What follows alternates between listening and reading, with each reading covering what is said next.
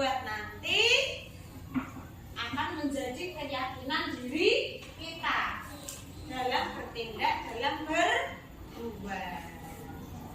Otomatis dalam kehidupan sehari-hari nanti kita akan lebih biasa untuk selalu berbuat yang baik. Nah, dari sini kita buat bersama kesepakatan kelasnya yang pertama. Di sini kan Bu Tias menemukan ada kata saling menghargai, memaafkan. Ada lagi saling menghargai, tidak saling mengejek. Berarti yang pertama, kesepakatan kita yang pertama apa? Di dalam kelas, di sekolah kita harus saling menghargai. Apalagi menghormati. Berarti saling menghargai, saling menghormati. Nah, di sini ada rukun dari sikap-sikap kita sehari-hari. Nah, saling merapikan pojok baca bagus sekali ini. Nah, ini menemukan satu kata Bu Tias. Saling tolong menolong. Apa yang kedua? Ya. Yang pertama tadi saling menghargai, menghormati. Yang kedua saling tolong menolong. Saling tolong menolong berarti punya rasa untuk peduli. Nah, oke. Nah, ada apa lagi di sini? Nah, kelas yang bersih, kelas yang nyaman. Yang ketiga, kita harus menjaga kebersihan bersama. Yang tiket tanpa disuruh langsung melaksanakan tiket. Jika kamu melihat sampah di sekitarmu, bagaimana sebaiknya agar kelasnya enak? Membuang sampah. Tidak perlu menunggu teman yang tugas tiket. Nah, itu kita sudah dapat berapa berarti? Saling menghargai dan menghormati, saling tolong menolong dan peduli. Tentang kebersihan, menjaga kebersihan kelas. Nah, di sini Bu Tias menemukan kata pojok baca. Berarti membiasakan atau membudayakan kegiatan membaca. Itu yang keempat. Nah, yang keempat itu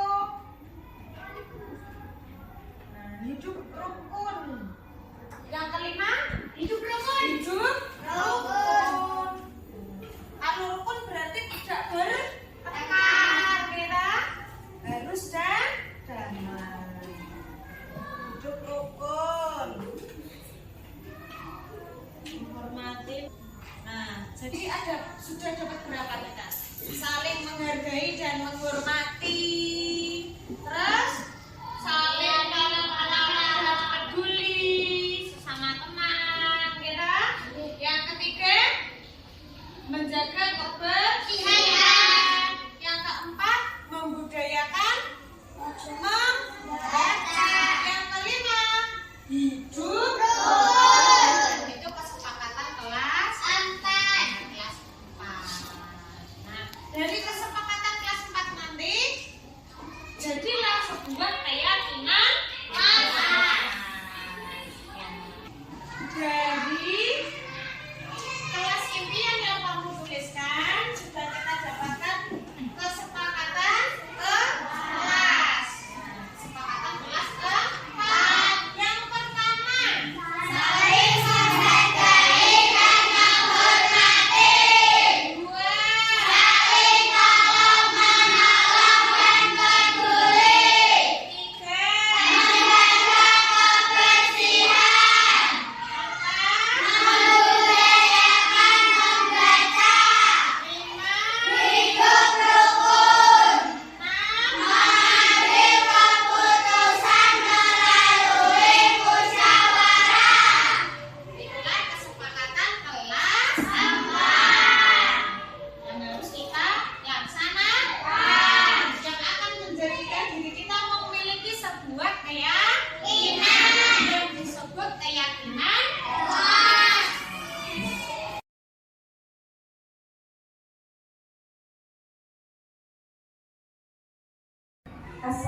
Assalamualaikum warahmatullahi wabarakatuh. Waalaikumsalam warahmatullahi wabarakatuh. Yang saya hormati Ibu Kepala SD Negeri 3 Rejosari beserta Bapak Ibu Guru SD Negeri 3 Rejosari. Pertama-tama marilah kita panjatkan puji syukur kehadirat Allah Subhanahu wa Ta'ala sehingga pada pagi hari ini kita bisa berkumpul bersama di ruangan ini dalam keadaan sehat tanpa berbuat suatu apapun.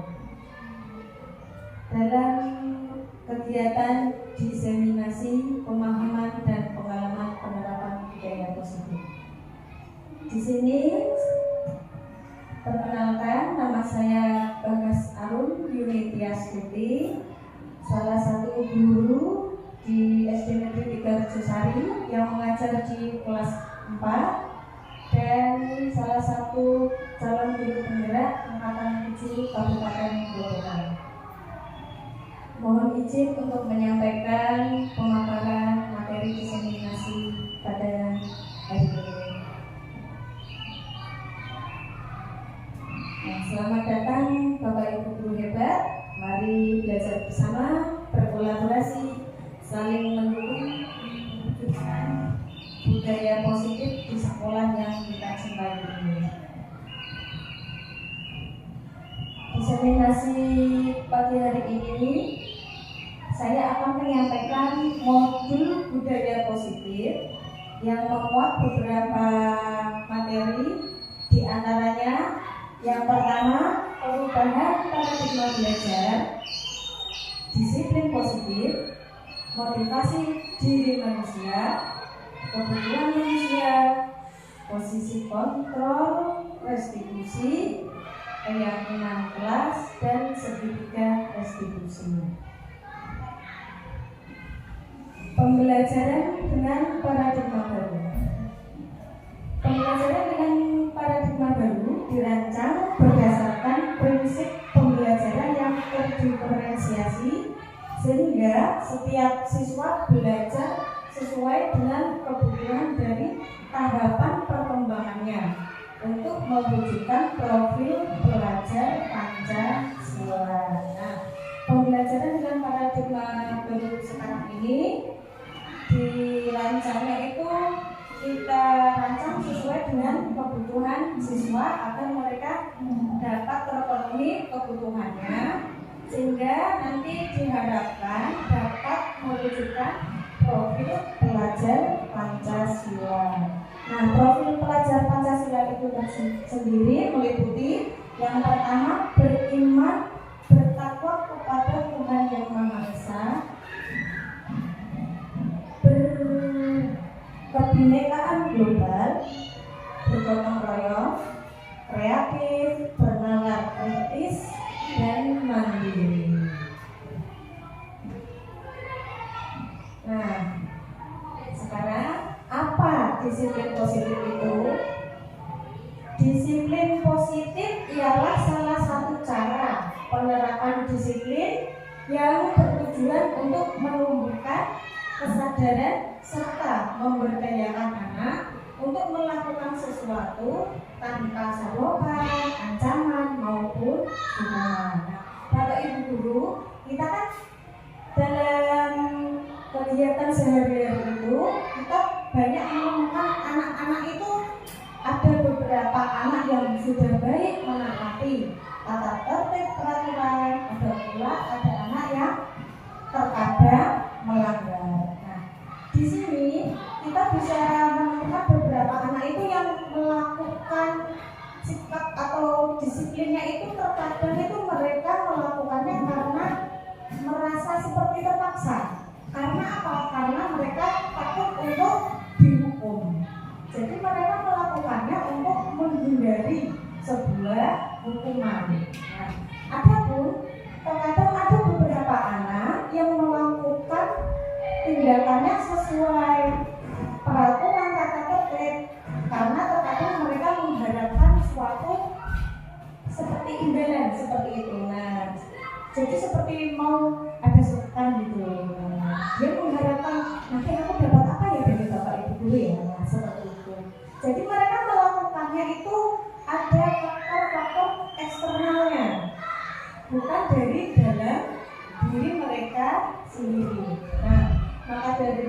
seperti itu dulu. Nah, disiplin positif merupakan salah satu cara penerapan disiplin agar anak-anak ada kesadarannya sendiri untuk melakukan segala sesuatunya itu sesuai dengan peraturan dan tata tertib tanpa suatu paksaan seperti itu.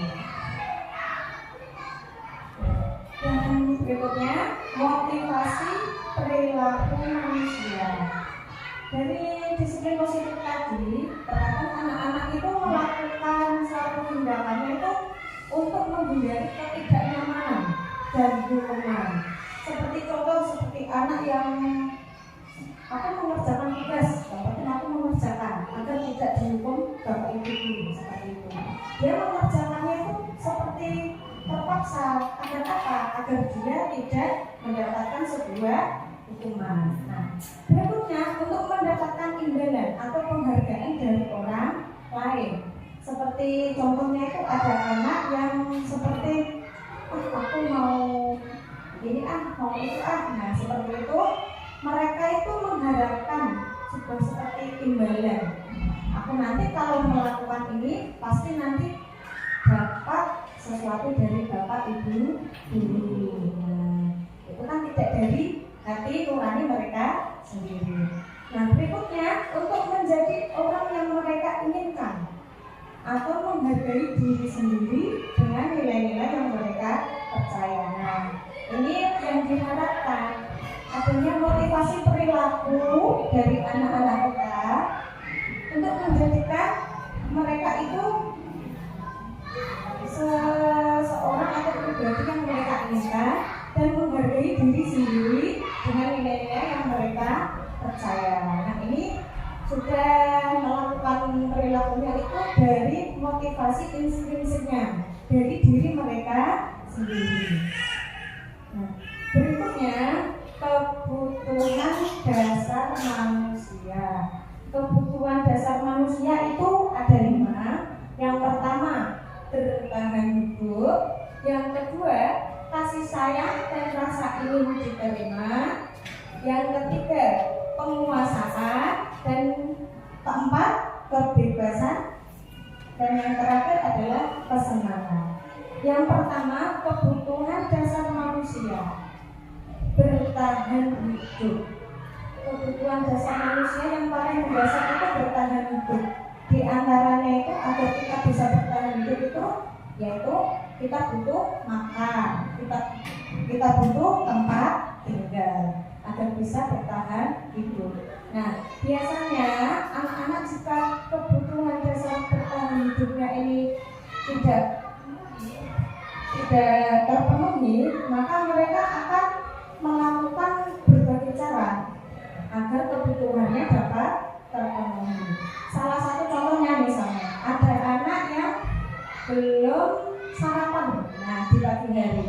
Nah, untuk memenuhi kebutuhannya terkadang itu ada anak ini di kelas saya sendiri ya. Di kelas saya itu ada, saya pernah menemui ada anak yang pagi-pagi belum sarapan karena dia merasa lapar. Ketika masuk itu anaknya membawa jajanan. Nah, jajanannya itu dimakan di dalam kelas. Nah, seperti itu kan sudah melanggar suatu peraturan. Nah, mereka melanggar itu ada alasannya. Alasannya apa? Mereka ingin memenuhi kebutuhan dasarnya bertahan hidupnya tadi, yaitu belum sarapan, dia butuh makan. Yang kedua, kebutuhan dasar manusia kasih sayang dan rasa ingin diterima. Nah, kasih sayang ini itu setiap manusia itu membutuhkan kasih sayang. Kasih sayang itu kalau untuk anak-anak itu diperolehnya dari mana? Kasihnya diperoleh dari keluarga dan bisa juga dari karena mereka masih sekolah dari lingkungan sekolah. Nah, dari kebutuhan kasih sayang ini jika tidak terpenuhi, misalnya di rumah ada anak yang orang tuanya sibuk dengan pekerjaan sehingga anak tersebut merasa kurang kasih sayang kurang diperhatikan. Nah, bisa jadi nanti ketika di sekolahan anak tersebut nanti mencari perhatiannya kepada bapak ibu guru, mencari perhatian dari teman-temannya. Nah, terkadang ada anak yang sering jahil atau memusuhi temannya. Karena apa? Mereka ingin diperhatikan. Nah, dan juga rasa ingin diterima. Mereka ingin diterima dari kelompoknya tersebut. Kebutuhan dasar manusia yang ketiga yaitu penguasaan. Nah, penguasaan ini biasanya ada contoh ini juga saya temui di sekolahan kita. Itu ada anak yang mungkin dari segi akademiknya dia itu masih di bawah, bisa dikatakan di bawah rata-rata. Nah, agar dia bisa diterima di kelompoknya, dia itu berusaha untuk memaksa teman-temannya. Nah, jadi dia bisa jadi menjadi ketua kelompok dalam grupnya tersebut. Dia ingin menguasai teman-temannya untuk memenuhi kebutuhannya. Nah, yang keempat, kebebasan. Kebebasan merupakan kebutuhan dasar manusia yang harus dipenuhi. Contohnya kebebasan itu yang sering kita temui ketika kita sebagai seorang guru, terkadang kan kita menyampaikan materi berhubung ada tugas yang lain seperti itu. Nah, kita kan terkadang ada titik monotonnya. Nah, ketika guru menyampaikan materi secara monoton, itu ada anak yang merasa jenuh.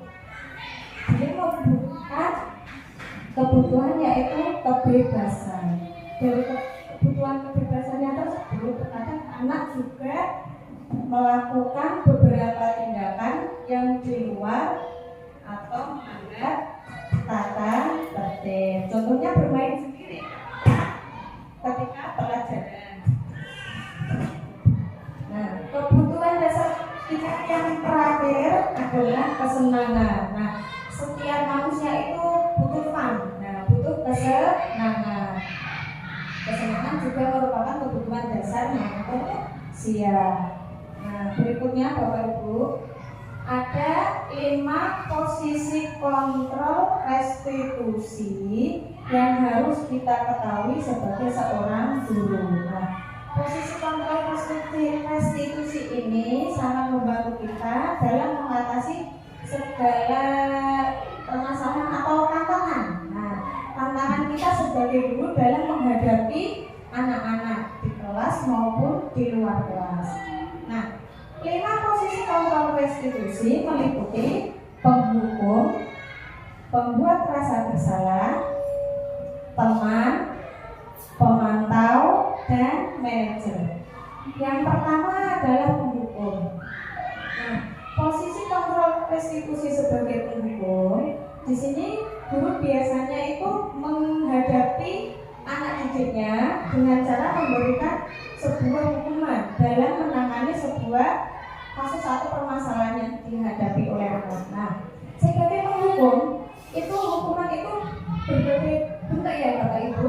Nah, ada hukuman yang berupa fisik, ada juga hukuman yang berupa verbal dari kata-kata. Nah, dari 5 posisi kontrol restitusi ini, posisi penghukum ini harus kita hindari karena tidak baik untuk tumbuh kembang anak. Nah, yang kedua, pembuat rasa bersalah. Posisi kontrol restitusi sebagai pembuat rasa bersalah itu biasanya ketika menemui ada beberapa anak yang melanggar beberapa aturan atau tata tertib, itu biasanya guru tersebut menggunakan bahasa yang seperti memelas. Ketika guru menggunakan bahasa memelas, otomatis nanti anak tersebut akan merasa bersalah. Nah, ketika merasa bersalah ini itu juga membuat anak didik kita itu dia merasa bersalah. Oh, ini aku salah. Nah, dia merasa salah, akhirnya anak tersebut nanti kurang percaya diri. Yang ketiga, 5 posisi kontrol restitusi. Yang ketiga yaitu teman. Di sini guru memposisikan dirinya dengan anak didiknya itu seperti temannya. Guru tersebut menggunakan kata-kata dengan anak didiknya itu menggunakan kata sehari-hari seperti biasa seperti itu. Nah, di sini ada plus minusnya Bapak Ibu. Sebagai teman kita bisa mendekati anak agar kita tahu mungkin kelebihan dan kekurangan anak tersebut. Tapi di sini ada dampaknya yang kurang baik. Ketika anak menganggap gurunya sebagai teman, itu terkadang batasan antara guru dengan muridnya itu terkadang melampaui batas. Nah, sehingga ketika mungkin suatu saat kita menugasi anak tersebut itu dia mau melakukannya karena dia merasa guru ini temanku seperti itu. Tetapi suatu ketika dia naik kelas atau pindah kelas, otomatis nanti diajar oleh guru yang lain. Ketika dia mendapatkan tugas atau perintah dari guru yang lain tersebut, dia bisa jadi tidak mematuhi gurunya yang dihadapi. Nah, yang dianggap sebagai guru yang favoritnya itu hanya guru misalnya si A seperti itu. Dia tidak menghiraukan guru yang lain. Untuk posisi kontrol berikutnya adalah pemantau. Nah, sebagai pemantau itu di sini guru memposisikan diri hanya memantau tumbuh kembang, tingkah laku, perilaku anak didiknya, mana yang sudah mematuhi dan mana yang belum mematuhi tata tertib. Nah, posisi kontrol yang diharapkan Bapak Ibu, nah di sini yang diharapkan kita bisa memposisikan diri sebagai manajer. Ketika guru memposisikan sebagai manajer, ketika menghadapi anak didik yang mengalami sebuah permasalahan, nah guru tidak langsung menyalahkan atau menghardik anak tersebut. Nah, langkah-langkahnya yang perlu kita ketahui bersama ya Bapak Ibu. Nah, di sini sebagai manajer, guru tersebut akan meninjau dulu. Nah, ada beberapa langkah yang bisa kita lakukan. Yang pertama, kita tanyakan apakah anak tersebut melakukan sebuah tindakan atau perbuatan itu sudah sesuai dengan tata tertib atau peraturan. Yang pertama. Nah, yang kedua, tidak langsung menyalahkan anak. Kita membawa anak yang semula dari melakukan perbuatan atau berpikir yang negatif, kita arahkan ke hal yang positif. Kita netralkan dulu yang pertama. Nah, setelah kita netralkan, berikutnya kita tanyakan apakah tindakan tersebut sudah sesuai dengan keyakinannya. Kemudian yang terakhir, kita bisa menanyakan apakah perbuatannya nanti jika diperbaiki berdampak yang lebih baik untuk dirinya dan orang lain. Nah, ini posisi kontrol yang diharapkan kita bisa memposisikan diri sebagai manajer. Nah, berikutnya keyakinan kelas. Nah, Bapak Ibu, keyakinan kelas itu adalah salah satu disiplin positif yang bisa kita terapkan dalam membangun budaya positif di sekolah kita. Dengan adanya keyakinan kelas di setiap kelas, diharapkan nanti dapat mewujudkan tujuan pendidikan yang berorientasi kepada profil pelajar Pancasila. Nah, berikut ini keyakinan kelas yang sudah saya terapkan di kelas 4. Ini dari proses untuk mendapatkan kesepakatan kemudian menjadikannya sebagai keyakinan kelas. Di sini saya mengajak anak-anak untuk menuliskan dulu apa kelas ini kelas yang diharapkan. Nah, kemudian dari harapan impiannya tersebut kita bisa mengarahkannya menjadi sebuah kesepakatan kelas. Dari kesepakatan kelas yang sudah dibuat bersama, nanti akan menjadikan sebuah keyakinan kepada diri mereka. Berikut, nah ini contoh keyakinan kelas yang sudah saya buat, saya terapkan di kelas 4. Nah ini anak-anak sedang menuliskan kelas impiannya dulu. Kelas impiannya seperti apa yang mereka inginkan? Nah, yang mereka harapkan di kelasnya itu yang seperti apa?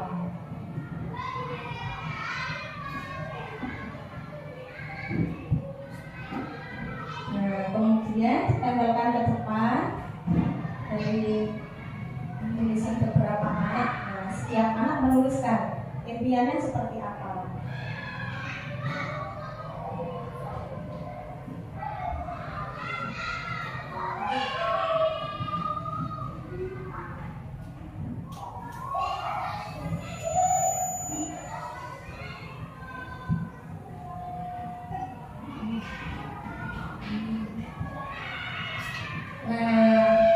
Ini setelah dituliskan kelas impiannya tadi yang ditempelkan di papan tulis. Nah, ini saya bacakan satu persatu.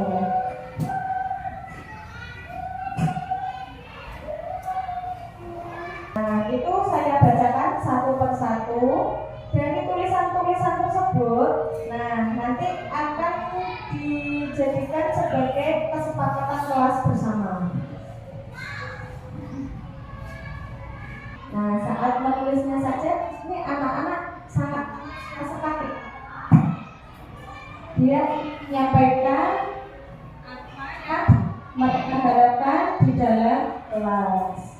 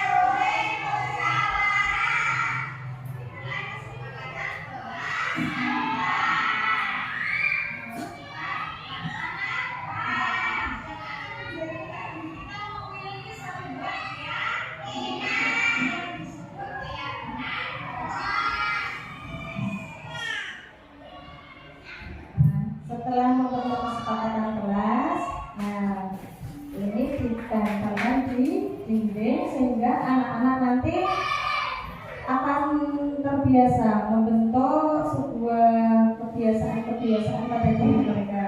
Nah, itu tadi Bapak Ibu sebuah video keyakinan kelas yang ada di kelas 4. Nah, berikutnya segitiga restitusi.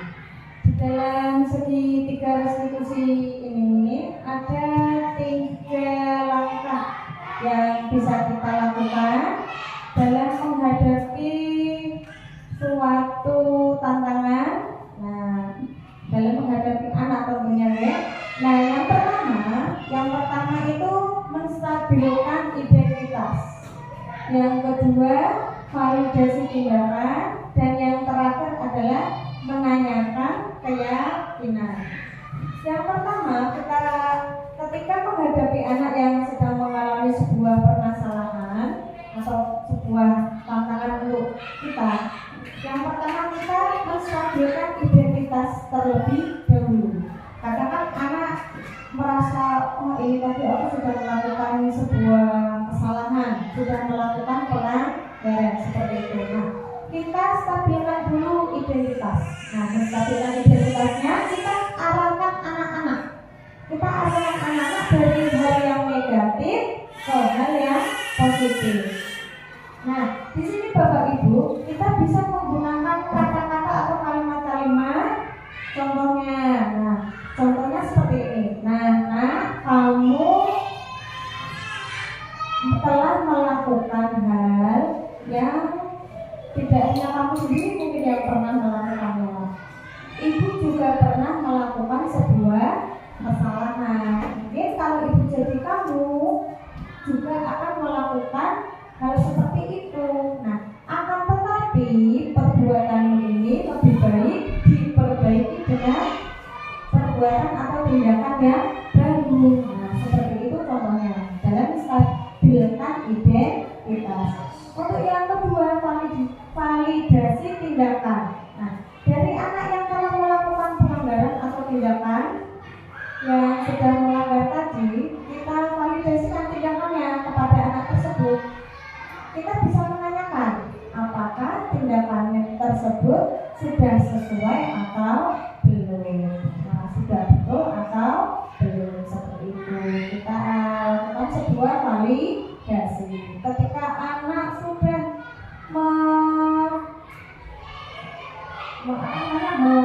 setelah kita melakukan validasi tindakan, anak nanti kan jadi tahu ini saya sudah melakukan sebuah tindakan yang melanggar peraturan. Nah, seperti itu.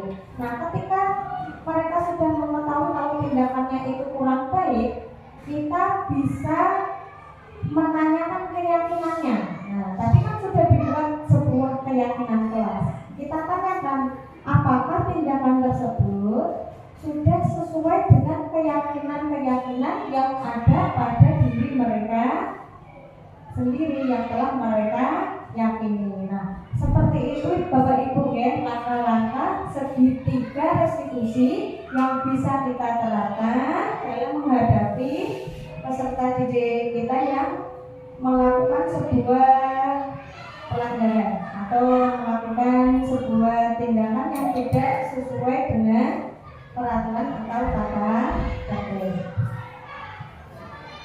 Nah, Bapak Ibu, terima kasih telah mengikuti diseminasi pada pagi hari ini. Nah, berikutnya saya akan memberikan kesempatan kepada Bapak Ibu guru. Nah, kita di sini bersama-sama berkolaborasi, kita adakan diskusi bersama, tanya jawab untuk menggali lebih dalam budaya positif apa saja yang sudah ada di sekolahan kita. Waktu dan tempat saya berikan. Bagi yang ingin bertanya, saya persilakan.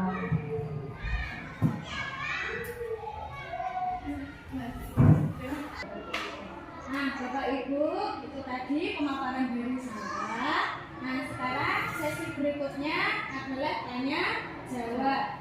Saya persilakan untuk Bapak atau Ibu yang ingin bertanya. Saya Bu. Oh ya, silakan Bu Nikma.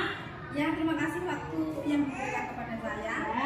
Saya akan menanyakan bagaimana cara mendisiplinkan anak agar tidak merasa terpaksa. Oh ya. Nah, pertanyaan yang bagus dari Ibu Nikma Febriani. Nah, untuk mendisiplinkan anak agar mereka tidak merasa terpaksa, kita sebagai seorang guru sebaiknya harus menjadi teladan terlebih dahulu. Nah, di sini disiplin, kata disiplin itu anak-anak seringnya itu merasa seperti terpaksa untuk melakukannya. Nah, anak-anak sering melakukan tindakan atau perilakunya sesuai tata aturan atau tata tertib untuk menghindari dari sebuah hukuman yang pertama. Ada pula anak yang melakukannya hanya untuk mendapatkan penghargaan. Nah, di sini peran kita sebagai seorang guru, kita harus memberikan teladan yang baik kepada anak didik kita. Nah, dalam kegiatan sehari-hari kita bisa memberikan pembiasaan-pembiasaan yang baik bagi anak didik kita. Nah, dari pembiasaan-pembiasaan yang baik itu nanti jika kita sering melakukan kegiatan-kegiatan untuk menciptakan karakter yang baik pula. Dari pembiasaan tersebut nanti anak-anak akan terbiasa. Dari terbiasa maka nanti anak-anak akan tercipta karakter yang baru. Nah, disinilah budaya positif akan muncul dan tertanam di sekolah kita. Nah, dari teladan contoh-contoh yang konkret yang bisa kita lakukan, nanti secara otomatis anak-anak bisa tahu mana kegiatan atau pembiasaan sikap yang baik dan mana sikap yang perlu dihindari.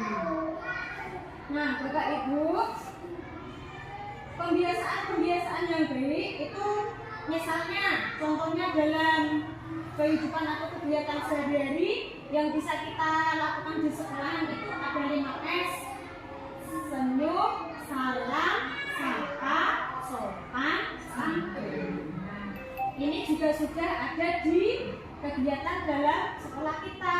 Contohnya kalau waktu pagi anak-anak datang, kalau datang pagi kita sudah menyambutnya di depan kelas bersama, memberikan salam, kita berikan senyuman seperti itu.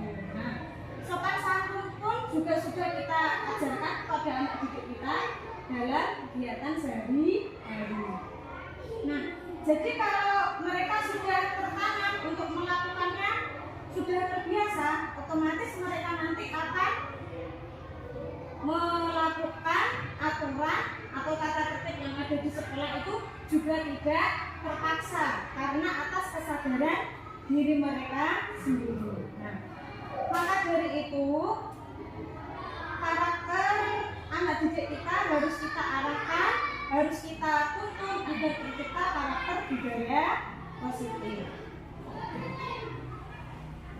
Dari rasa keinginan atau mendapatkan penghargaan seperti itu juga perlu dihindari. Agar mereka melakukannya sesuai dengan hati nuraninya. Maka dari itu kita perlu membangun motivasi intrinsik pada diri anak sehingga mereka melakukannya dengan senang melalui hati mereka sendiri tanpa adanya suatu paksaan.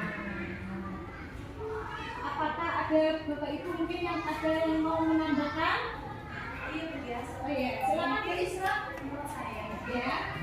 untuk membangun motivasi intrinsik itu tadi bisa dengan mungkin kita berikan ke anak ya, sharing bersama hal-hal yang menarik ketika belajar itu bisa dengan membuat lagu yang membuat mereka seperti itu. Terima kasih ya. Terima kasih Bu Isra. Ya. Bagus sekali tambahan dari Bu Isra dari kegiatan yang tadi pembiasaan bisa juga kita tambahkan atau kita membuat lagu seperti Yel-Yel. Nah, yang mengandung nilai-nilai budaya positif di dalamnya sehingga anak sudah tertanam pada dirinya untuk melakukan sikap-sikap yang perlu dilakukan dan mana sikap yang perlu dihindari. Nah, seperti itu. Mungkin ada pertanyaan lain? Tidak ada ya. Nah, untuk mungkin pertanyaan yang kedua mungkin ada yang mau bertanya? Saya persilakan. Saya Ya. Silakan Bu. artinya adalah maksudnya Ya. adanya anak-anak yang melanggar tata tertib atau bagaimana cara kita menangani anak tersebut tanpa memberikan hukuman. Ya. Nah, di sini pertanyaan yang sangat bagus sekali Bu Agusti untuk mengatasi atau menangani anak-anak yang melanggar aturan. Ini sering terjadi di kelas maupun di sekolah. Yang perlu kita lakukan terlebih dahulu, kita harus mencari tahu kira-kira kenapa anak tersebut melanggar aturan. Biasanya anak-anak melanggar aturan itu untuk memenuhi kebutuhan dasar mereka yang belum terpenuhi. Nah, karena kebutuhan dasar mereka yang belum terpenuhi, mereka akan condong melakukan hal-hal yang di luar aturan atau mereka akan melanggar tata tertib. Nah, di sini Bapak Ibu, nah yang perlu kita ketahui kebutuhan dasar manusia itu ada 5. Yang pertama itu kebutuhan dasar untuk bertahan hidup. Bertahan hidup itu berarti ya makan, minum, tempat tinggal. Nah, contohnya itu seperti ini. Ada anak mungkin yang belum sarapan dari rumah, dia merasa lapar. Otomatis ketika pelajaran dia akan merasa lapar. Nah, saat mereka dari kelas melihat jajanan yang ada di luar, mereka pasti akan merasa seperti terpancing ingin keluar kelas karena merasa lapar tadi. Ini juga pernah terjadi di kelas saya.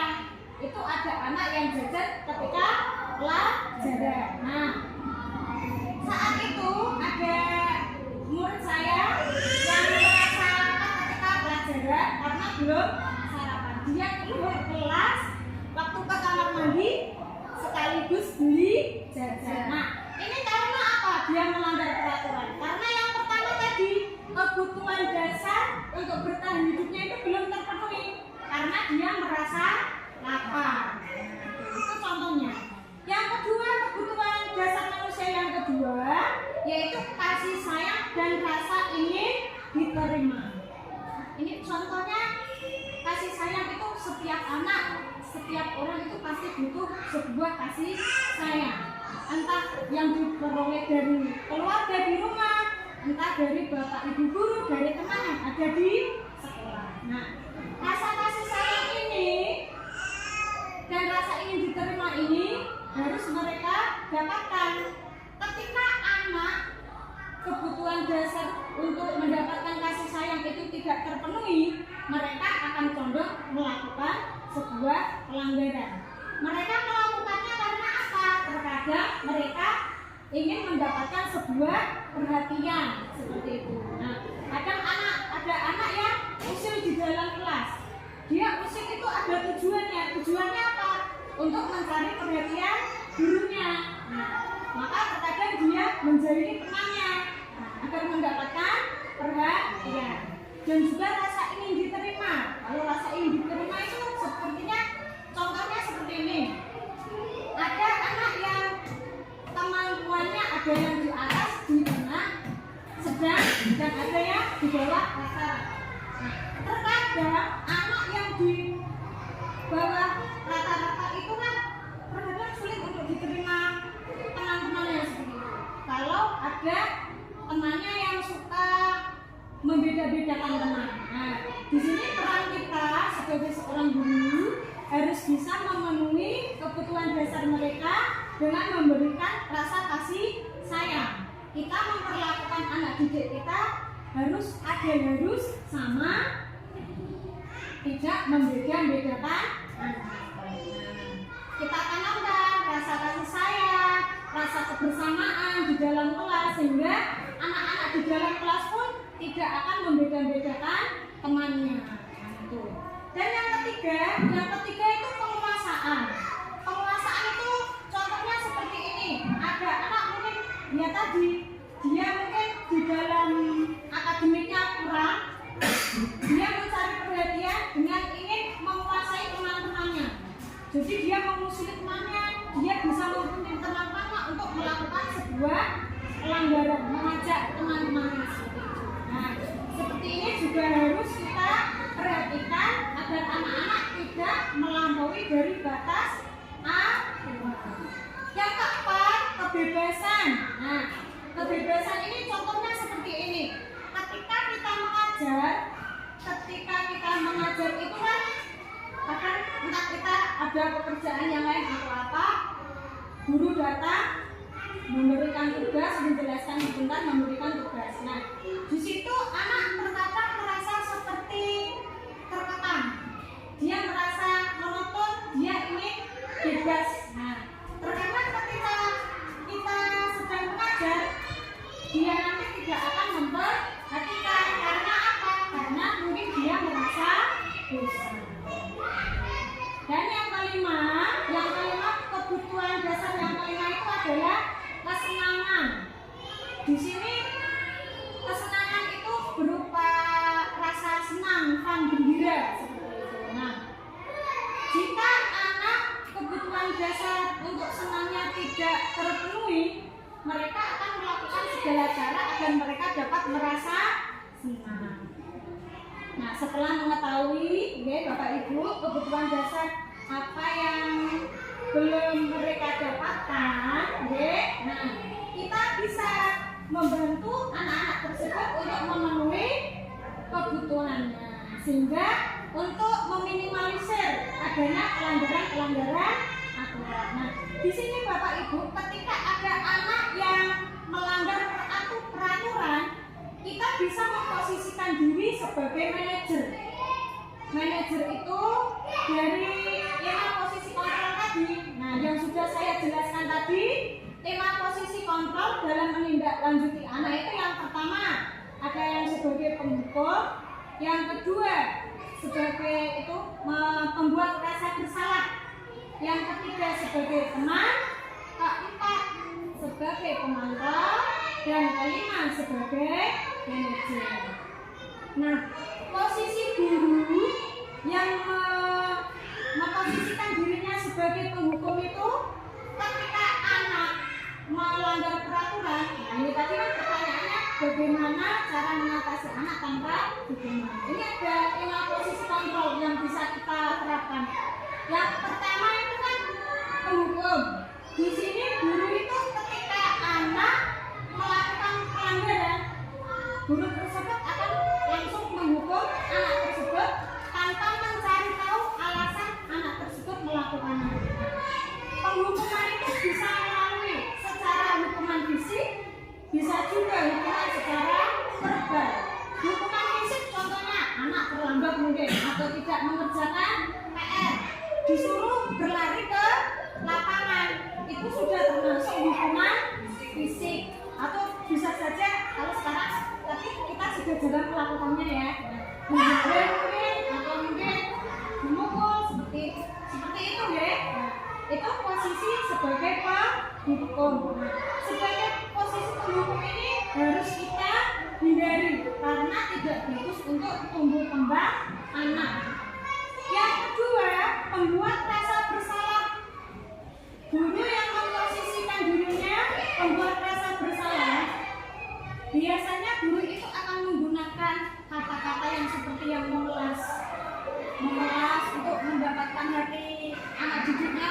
Dia seperti memelas sehingga anak yang melanggar peraturan tadi pasti akan merasa bersalah. Ketika kita membuat anak merasa bersalah ini juga tidak bagus. Mereka jadi akan merasa kurang percaya diri. Jadi mentalnya bisa down juga. Yang ketiga, posisi kontrol yang ketiga itu sebagai teman. Di sini ada plusnya juga ada minusnya. Sebagai teman mungkin kita nanti bisa jadi lebih akrab dengan anak didik kita, menggunakan bahasa yang biasa dengan anak didik kita seperti temannya. Tetapi di sini ada kelemahannya. Kelemahannya yaitu ketika anak sudah merasa diterima oleh gurunya menjadi seperti teman dari gurunya tersebut, mereka akan melakukan apa saja yang diperintahkan oleh gurunya. Akan tetapi di sini anak tersebut tidak akan selalu melakukan tugas yang diberikan oleh guru yang lainnya. Dia nanti akan melakukan gurunya itu dengan cara yang berbeda. Misalnya, aku sama contohnya ini namanya Bu Ani. Bu Ani akrab sekali dengan anak didiknya, menggunakan bahasa seperti teman, seperti bahasa sehari-hari seperti itu. Nah, ketika anak tersebut diberi tugas, pasti akan langsung menurut, langsung melakukan. Akan tetapi ketika ada Bu Susi, diberi tugas oleh Bu Susi, belum tentu anak tersebut akan menurut. Nah, itulah kelemahan dari posisi sebagai teman. Untuk yang keempat itu posisi kontrol guru sebagai pemantau. Di sini pemantau, guru itu hanya memantau apakah anak sudah melakukan tindakan-tindakan yang sudah sesuai dengan tata tertib dan peraturan. Tanpa melarang, hanya memantau saja. Nah, ini yang paling diharapkan. Nah, posisi guru sebagai manajer. Manajer itu guru menempati posisi sebagai teman dan sekaligus sebagai pemantau. Di sini guru memposisikannya bisa menjadi seperti teman, tapi ada batasannya. Kemudian menjadi pemantau, sehingga mereka tahu mana perbuatan anak-anak yang harus dibetulkan dan mana penguatan yang perlu dilakukan agar tercipta karakter yang baik pada anak tersebut. Nah, jadi kesimpulannya kita dapat memberikan suatu arahan tanpa memberikan hukuman kepada anak dengan memposisikan diri sebagai manajer. Apakah mungkin ada Bapak Ibu guru yang mau menambahkan? Oh, ya, silakan Bu.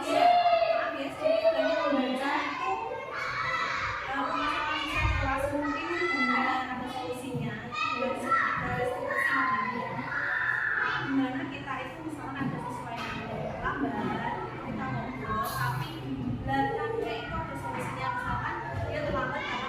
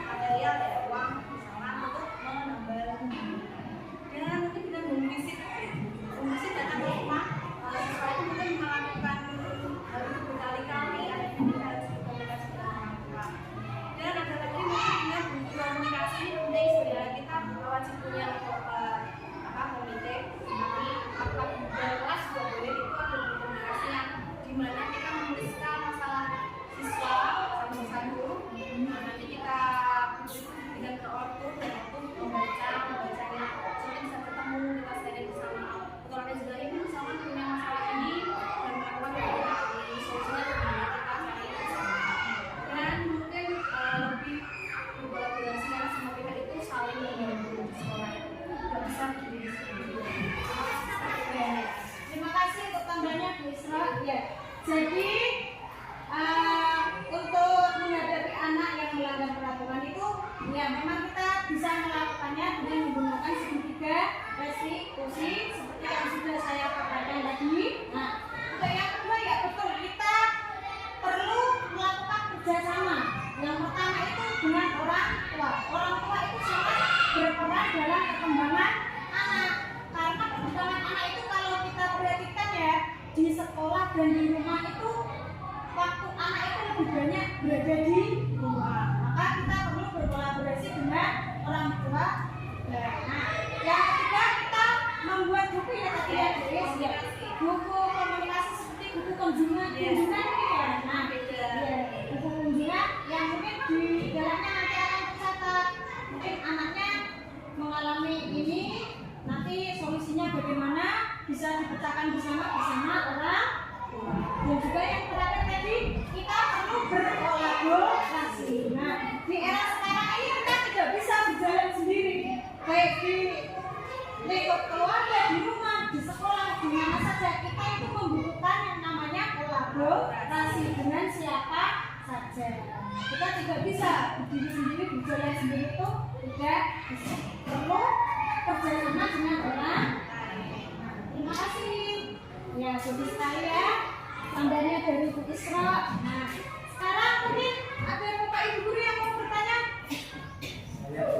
Oh ya, silakan Pak. Assalamualaikum warahmatullahi wabarakatuh. Waalaikumsalam warahmatullahi wabarakatuh.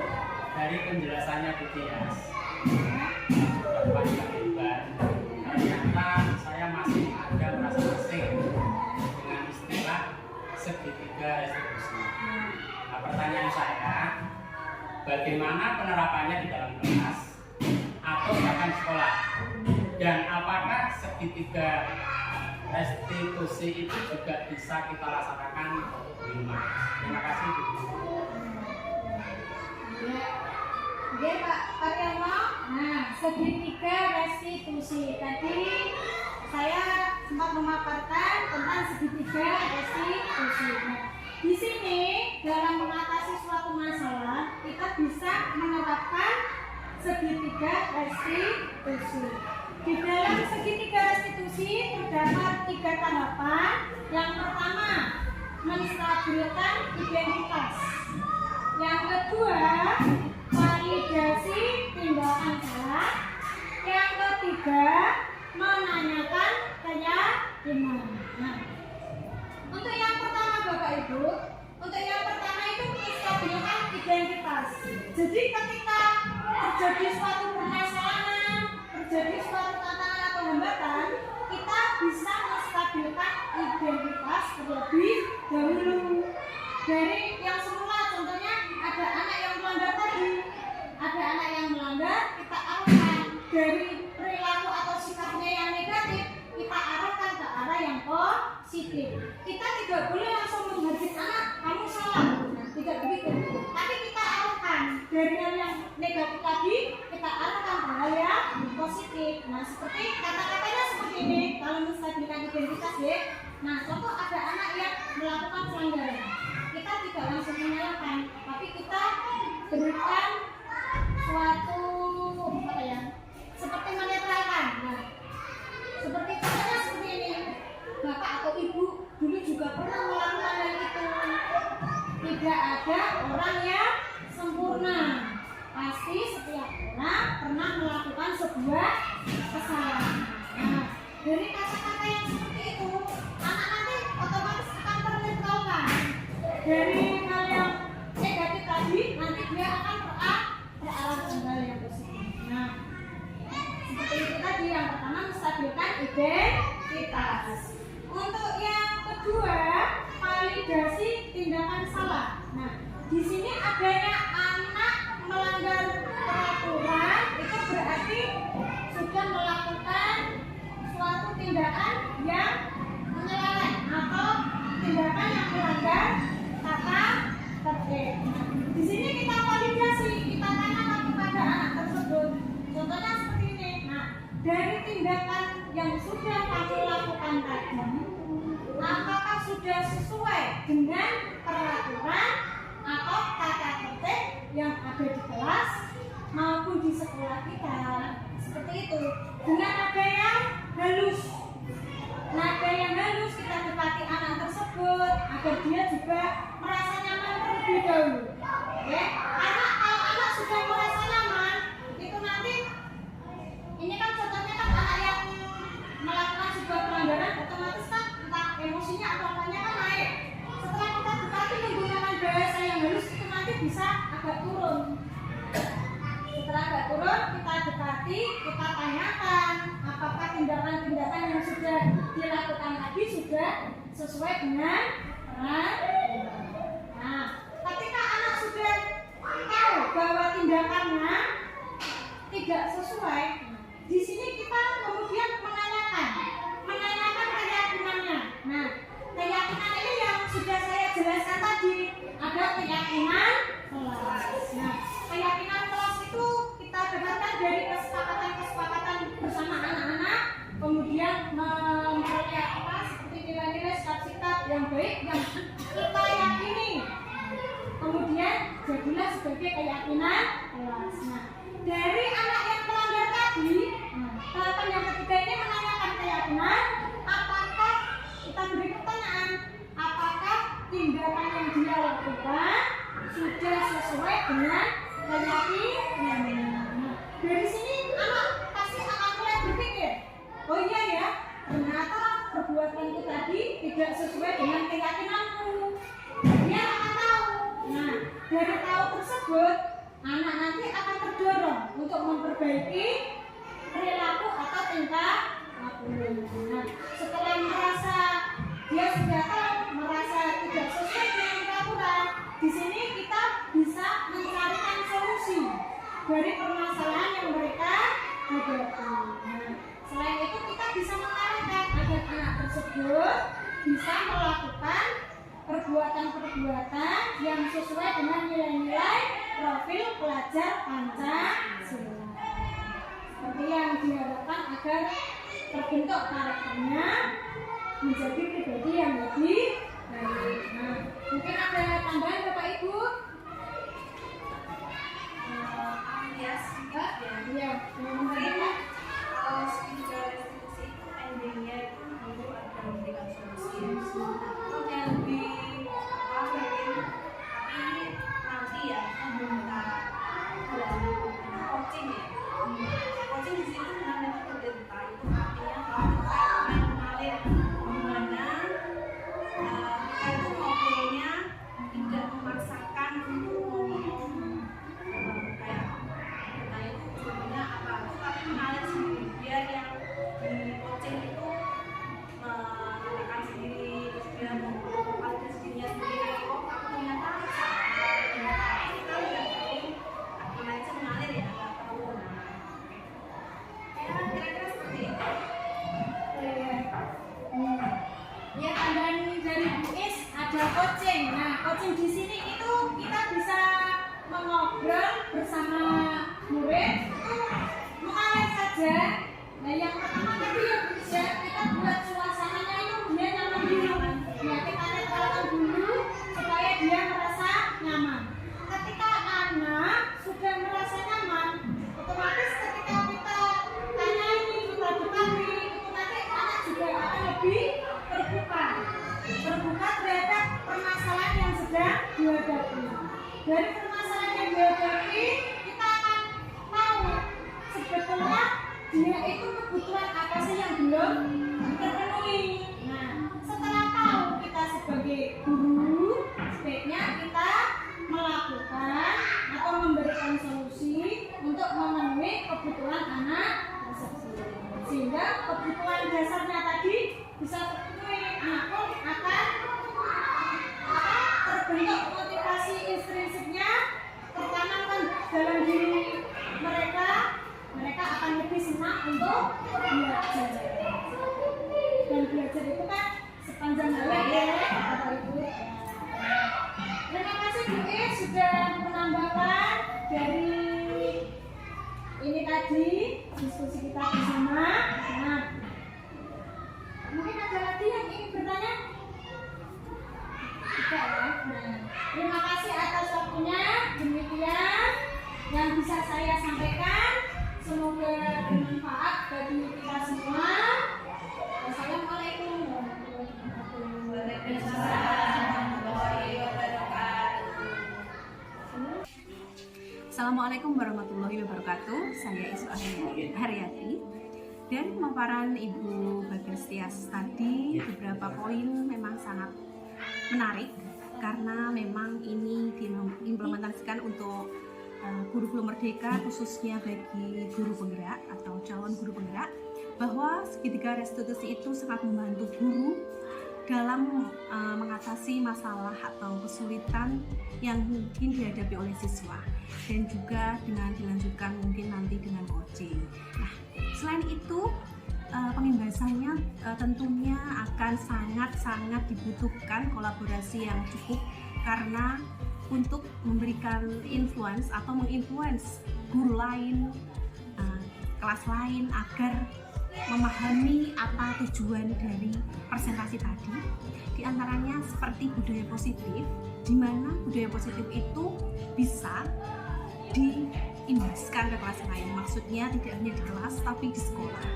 Dan terlihat dari sekolah kami bahwa budaya positif itu sudah berjalan dengan baik, seperti program-program baru, sholat duha bersama setiap pukul 10, dan nanti pada sholat zuhur kita lakukan sholat zuhur bersama-sama. Nah, hal itu tentunya sangat membutuhkan kolaborasi yang sangat-sangat baik antara kepala sekolah, guru, dan orang tua siswa serta siswa itu sendiri untuk mewujudkan semuanya itu tadi. Nah, saya harap untuk kedepannya lebih meningkatkan lagi implementasinya di kelas, baik itu budaya positif, penerapan profil pelajar Pancasila dengan sangat-sangat smooth ya di kelas, mungkin dengan poster-poster atau yang lain. Dengan begitu insya Allah nanti akan muncul motivasi intrinsik baik dari siswa ataupun dari guru lain, serta support penuh dari kepala sekolah. Terima kasih, itu tadi pendapat saya. Sekian dari saya. Wassalamualaikum warahmatullahi wabarakatuh. Assalamualaikum warahmatullahi wabarakatuh. Yang saya hormati Ibu Bagas Arum Pujastuti.